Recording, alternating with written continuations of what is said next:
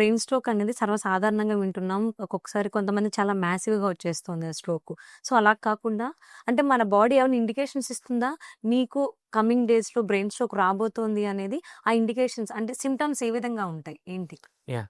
మన బాడీ డెఫినెట్‌గానే మన brain stroke వచ్చేవాళ్ళలో ముందుగానే ఈ అవగాహన లేకపోవటం వల్ల చాలా మందిలో ఇది తెలియట్లేదమ్మా. ముందుగానే ఇది కొన్ని బాడీ మనకు అవగాహన సింప్టమ్స్ చెప్తది. ఎలా అంటే బ్లాక్‌ఔట్ అయిపోతారు. అంటే ఉన్నట్టుండి కళ్ళు బైర్లు కమ్మటము, ఓకే. సడెన్‌గా ఒక చోట ఎళ్లి కూర్చొని మళ్ళీ ఒక 5 నిమిషాల తర్వాత నార్మల్ అయిపోయాను గదా! అని అనుకుంటారు. మూడోది కొద్దిగా చేతుల్లో తిమ్ముర్లు, చెయ్యి లాగడం ఇలాంటివి సింప్టమ్స్ కొన్ని తెలుస్తాయి.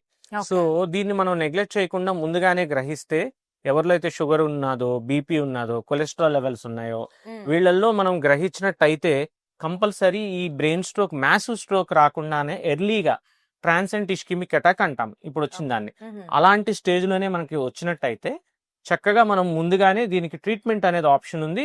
ఆ ట్రీట్మెంట్ మనం ముందుగానే గమనిస్తాము. ఈ స్ట్రోక్ వస్తుందా? రాదా? అని ఓకే. గమనించి దానికి ట్రీట్మెంట్ కూడా మనకి ఇప్పుడు అందుబాటులో ఉందమ్మా.